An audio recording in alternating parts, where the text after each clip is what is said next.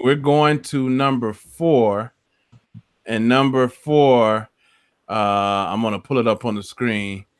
Number 4 says buying and holding is a thing.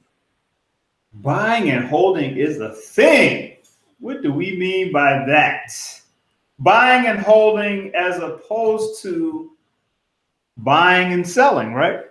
Yeah, I think it kind of goes back to the point like, look, this ain't the day trade. You ain't looking for the one-time big pop. Look, if you put $1,000 in Tesla this week, and it basically went up 33% this week.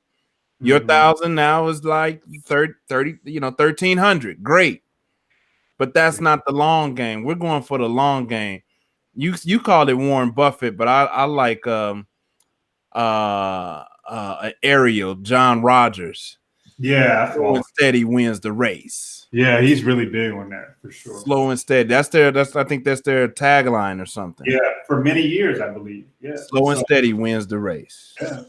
Warren Buffett said something one time that made me adopt that, kind of be familiar with that mindset. He said, if you're not willing to purchase a stock and hold it for 10 years, what's the point? Dang. And I was like, yo, what do you mean what's the point? Like, I didn't know that there was any, like, I never even know that you could think about it that way. You know, what I like about him is like, he'll say something really simple and just stop talking. So it's like, you got, the burden is on you to kind of figure out, well, why did he say that? No, you know, so yeah, it's a thing. And so in that vein, you got to ask yourself this, right? So if you're going to buy something and hold it, one of the easiest layups that you can get with a stock is dividends. So that was because I'm a person that will ask. So if somebody said this to me, I'm going to say, well, why? Well, one reason why would be because if you earn a dividend is a payment that you're receiving from the stock, right? So the stock has made a profit. They're giving you some money back as a shareholder.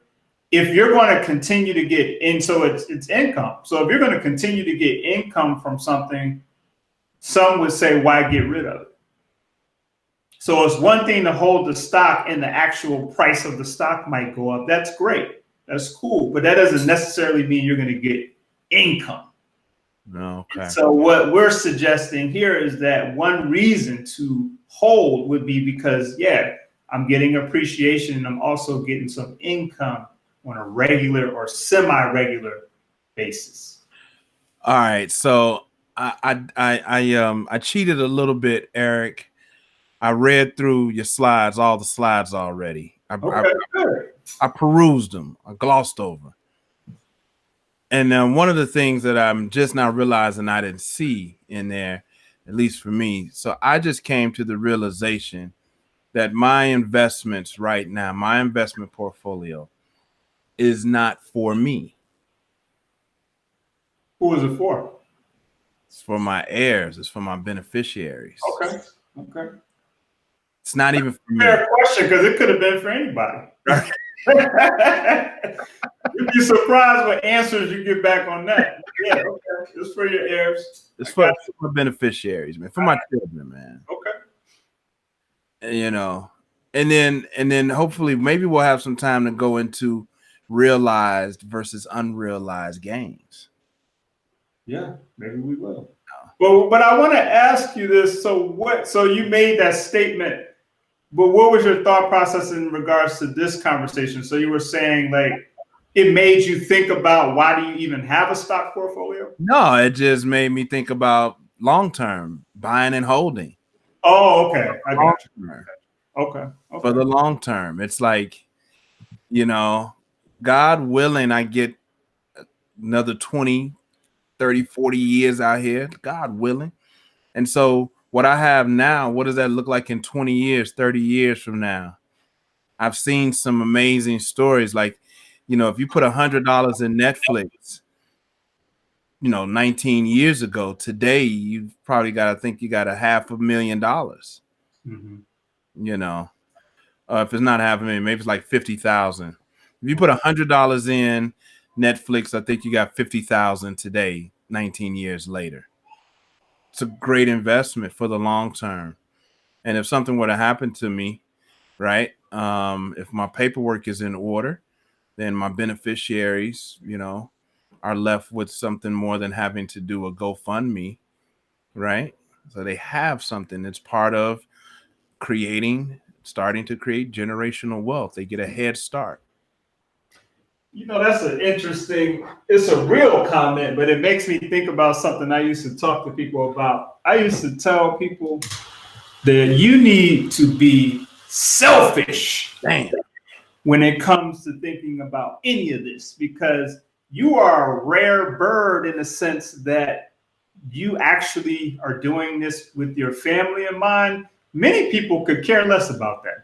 Mm-hmm. I've actually had people tell me I don't want to leave my family a dime because I don't trust what they're going to do with it, et cetera, et cetera. So what I started doing, people were saying, you know what, let's just be selfish. Think about yourself, right? So you get a dividend producing stock or a number of them, you will be receiving a lot of income. And then we can work outward from there. Because for some people, that's the best motivation. It's like, yeah, I don't know what my kid's going to do with these stocks. I need to get this money. Yeah, okay, cool. Let's get the money for you then. Fine. Until we figure it out. Okay. All right. So, but for some people, and the reason why I bring this up, if you're out there listening, keep it a buck. If you don't really care about your family getting it, don't use that. Don't let that be a reason not to do it. Right. You can do this and make sure you benefit, or whoever else you got out there will benefit. He has a question here. Is life insurance a form of stock? You want to take that one? So I'll take a stab at it, and you clean it up for me. Life insurance is not a form of stock. Right. Because we know a stock is a piece of a company. Right. But life insurance could be considered, depending on the type of insurance, it could be considered an investment tool. There's nothing to clean up. You're 1,000,000% correct. You are 1,000,000% correct. I couldn't have said it better. Okay. There are two different vehicles that could have the same goal.